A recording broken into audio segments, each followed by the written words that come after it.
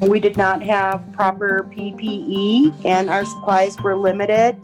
Fear that their only way to make a living is putting their health at risk. There's everything ranging from no hand sanitizer, no masks, to employees being terminated for raising concerns in the workplace. Well, tonight calls for the state to take action and better enforce COVID restrictions in the workplace. We need timely investigations. A coronavirus vaccine days away from getting the green light here in the U.S.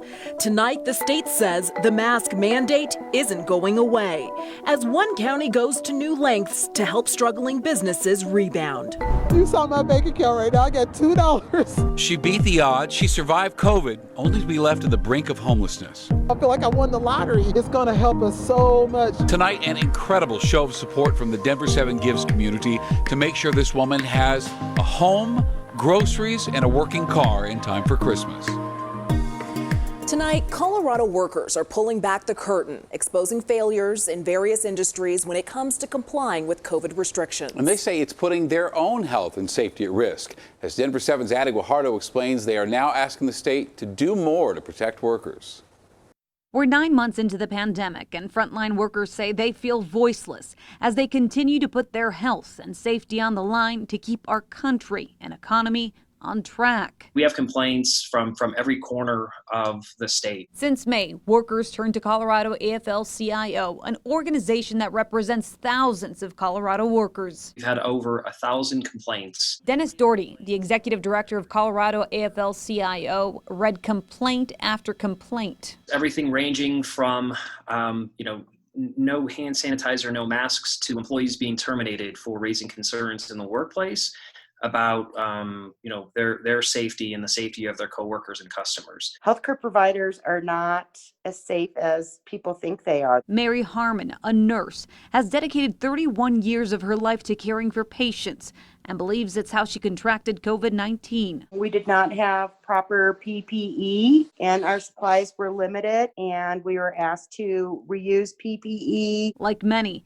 she's worried she'll face backlash by showing her face and sharing her story after quitting her job at a Denver hospice company she claims failed to make her safety a priority. Nothing was being heard. She's among hundreds of employees in various industries, from grocery store workers to hairstylists and small business clerks, worried about their safety. They're calling on Governor Jared Polis and the state health department to step up. We need timely investigations into the complaints. They want accountability and the implementation of a designated hotline to streamline complaints and concerns. Saving even one worker from having to go in and decide between an unsafe work site and a paycheck. This summer, Governor Jared Polis signed a bill prohibiting employers from retaliating against workers who raised workplace concerns. Today, he penned a letter to President-elect Biden and Vice President-elect Harris, calling for stronger workplace safety enforcement and inspections from OSHA. Addie Guajardo, Denver7. Coloradans get used to wearing a mask in public. The governor extended the statewide mask mandate late today for another 30 days, although it's likely could last very much longer. Tonight, a stark reminder of how this virus is affecting people across the nation. 1 in 22 Americans have tested positive for COVID-19 since this pandemic began. We have surpassed 15 million cases in the U.S. The U.S. now represents 22% of the world's reported cases. For perspective, we make up about 4.3% of the world's population. And here's another staggering statistic. Nationwide, COVID deaths are up 50% since just last week. Here in Colorado, nearly 4,000 positive cases were reported today. We do have some good news tonight. Colorado's first gentleman, Marlon Reese, is back home tonight, recovering from COVID-19. He was admitted to UC Health's Anschutz campus in Aurora on Sunday because of shortness of breath and a worsening cough, and that was 9 days after he contracted the virus. Reese says he's thankful to the doctors and nurses and for the public support. Also, just in the last hour, the governor appeared on CNN, and he was still unable to answer just how the two contracted the virus. You know, we had an exposure that we knew about. There were another couple exposures that were at a greater distance. And then, of course, it could have been anywhere. Nobody can tell exactly where they get it. There's certainly possibilities, but, no one ever knows. No one ever knows. Governor Polis says he's no longer experiencing symptoms. The Colorado Department of Public Health and Environment has added religious ceremonies to its list of critical services. This means churches, mosques, and synagogues are exempt from certain COVID-19 restrictions like capacity limits. The decision comes 2 weeks after the Supreme Court ruled New York couldn't limit religious gatherings more than other businesses due to COVID.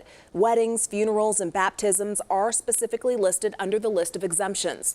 But the exemptions do not apply to parties or receptions after the religious ceremonies. There was also some confusion about whether the exemption applies to independent wedding venues or funeral homes not associated with religious groups. Religious groups Denver7 spoke with say they are now working with their legal teams to determine what this means and how to move forward. Well, Pfizer's COVID-19 vaccine already has gotten the green light in the UK, and that same vaccine could be approved here in the U.S. by Thursday by the FDA. The FDA says it is safe and effective, and our state's making sure it's prepared to receive and distribute the vaccine. Today, health leaders completed a test run for vaccine distribution, taking a mock vaccine from DIA all the way to Vail Health. Now, the biggest concern is keeping the Pfizer vaccine at minus 75 degrees Celsius, stored in these thermal shipping containers. Also in today's test run, pharmacists practice everything from how they'll track the vials, how they'll store them in ultra-cold freezers, and then administer those vaccines.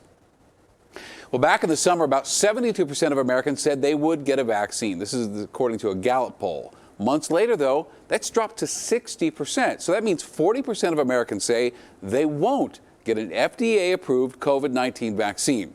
So now that the vaccine is here, the next hurdle, of course, is getting people vaccinated. Doctors say we need herd immunity to get the numbers to change, and we need a high percentage. Measles, for example, required 94% herd immunity.